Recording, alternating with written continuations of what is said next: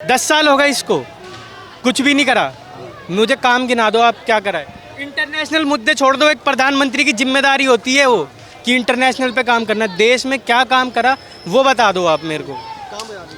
काम बहुत कुछ किया। बहुत कुछ नहीं, नाम क्या नाम गिना रहा हूँ, आप भी गिनवाना। अब बीजेपी का मतलब ये काम क्या कह रहे हैं? मोदी जी काम कर रहे हैं। हम गए थे ना वोट डालने, हाँ, लाइन लगा। हाँ, हाँ। हमारे लिए क्या काम करा, हमें क्या प्रॉफिट दिया उसने, सरकार ने। ठीक है, आप टैक्स भर रहे हो, आप टैक्स भर रहे हो, आपने कभी जवाब मांगा? आपको क्या लगता है धरातल पर क्या काम हुआ है आपको लगता क्या बहुत कुछ काम हो रहा है, अनेक प्रकार के देखिए मैं बीजेपी का सपोर्टर नहीं हूँ ना बीजेपी की बड़ाई कर रहा हूँ। मैं भाई साहब ने बोला काम की बात, मैं किसी भी पार्टी का सपोर्ट नहीं करता हूँ, लेकिन इन्होंने बोला जो काम की बात, तो काम और सिस्टम पहले की अपेक्षा अभी की अपेक्षा में ज़मीन आसमान की अंतर है। ठीक है, पहले जैसे कि मैं पहले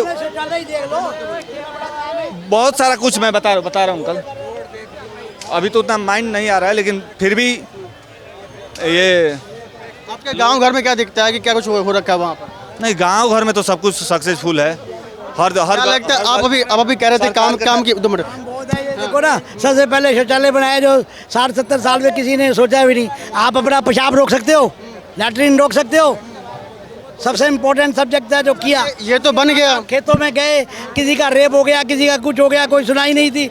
अब यहाँ सेफ्टी हो गई। उसके बाद दवाइयाँ कितनी सस्ती कर दी हैं, समझे नहीं, जगह जगह। और इनकी जन औषधि की दवाइयाँ खुल गई हैं, सस्ती मिल रही हैं। उसके अलावा हर फील्ड में जो है बहुत सारा बेनिफिट दे रही है।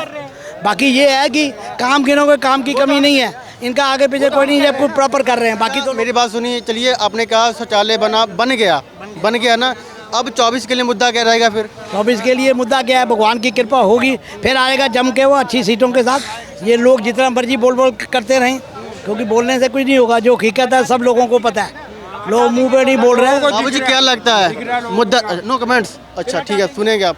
क्या हो गया? इधर आइए। आपने कहा कि ना मेरे पास बाप दादाओं के कुछ पैसे बड़े होंगे तो हम ना उसको यूज कर सकते हैं, पर जिसके पास नहीं है, जीरो है, अगर वो चाहता है कुछ स्टार्टअप करना, अगर एमएसएमई के द्वारा उसको लोन दिया जा रहा है, पैसा दिया जा रहा है, तो क्या उसको लेना चाहिए? इसमें कोई आपत्ति थोड़ी है। अब जिसको मैं अपना सबकी नहीं कह रहा था भाई, मेरी सोच मैं बता रहा था, मेरी सोच ये है। युवा के तौर पर आपको क्या लगता है वो बेनिफिशियल है एमएसएमई? है, ठीक है, बेनिफिशियल है। तो फायदा हो सकता है उसका? हो सकता है, क्यों नहीं हो सकता फ़ायदा? जब सरकार पैसा दे रही है तो फ़ायदा हो सकता है, फ्री में नहीं दे रही। आप एक बात समझना, सरकार देगी तो वापस भी लेगी ना, वापस लेगी ना। जो अब हम आप जो हैं, जो टैक्स भरते हैं, हम कभी क्यों नहीं पूछते सरकार से कि वो पैसा कहाँ जा रहा है? पूछना चाहिए ना आपको कि पैसा कहाँ जा रहा है वो। पर बजट तो वो पेश करती है ना सरकार। बजट से क्या होता है? अब मैं इसमें दिखा, गूगल पे क्या आ रहा है अभी कि हम इकोनॉमी 7.8% पार कर गई। उससे क्या होता है? ग्राउंड लेवल पे देखो ना, हकीकत क्या है। खाली कागज़ से क्या होता है यार? खाली कागज़ से कुछ नहीं, ग्राउंड लेवल पे क्या हो रहा है वो देखा जाएगा ना। आप युवा हैं, अभी 24 के मुद्दे की बात कर लेते हैं। क्या दिखा था आपको 10 साल पहले, अब क्या दिख रहा है आपको? देखिए, मैं दिल्ली में पैदा हुआ हूँ, दिल्ली में पढ़ा बड़ा हूँ, दिल्ली के हॉस्पिटल भी इस्तेमाल कर रहे हैं। मेरे बाप दादा बूढ़े हैं, उनको हॉस्पिटल भी लेके गया हूँ, और दिल्ली के स्कूलों में ही पढ़ा हूँ। केजरीवाल से पहले की भी हालत मेरे को मालूम है, और केजरीवाल के बाद की भी हालत मुझे मालूम है। यहाँ कोई बीजेपी नहीं थी, आपको पता ही होगा। पहले शीला दीक्षित थी, कांग्रेस की थी वो, और उसके बाद केजरीवाल आ गए। तो अब कोई भी गाली दे ले केजरीवाल को, लेकिन काम करा है उसने। मैं अब वो खाया नहीं खाया, लेकिन मैं सरकारी स्कूल में केजरीवाल से पहले भी पढ़ा हूँ, उसके बाद भी पढ़ा हूँ। ठीक है, पूरा स्कूल मैंने केजरीवाल के पहले और बाद में आधा कंप्लीट करा है। तो जो केजरीवाल से पहले बिल्कुल ख़राब था स्कूल, दीवारें खुदी हुई, ब्लैक बोर्ड जिस पे चौक से लिखा जाता था सब बेकार खुदे हुए। केजरीवाल के बाद हर चीज़ अच्छी हुई है। मैं जनकपुरी में पढ़ा हुआ हूँ, मैं स्कूल का नाम भी बता देता हूँ, सर्वोदय केंद्रीय विद्यालय उसका नाम था। सर्वोदय केंद्रीय विद्यालय, सर्वोदय बाल विद्यालय में बहुत टाइम। अरे सर, हाँ छोड़े हुए सर, वो तो सेंटर की स्कूल है ना सर, तो सेंटर के अधीन है वो तो। सर्वोदय सेंटर के अधीन है, लेकिन केजरीवाल के अंदर भी तो आते हैं वहाँ पे। नहीं, सर्वोदय जो है वो सेंटर के अधीन है, वो तो सेंटर के अधीन है।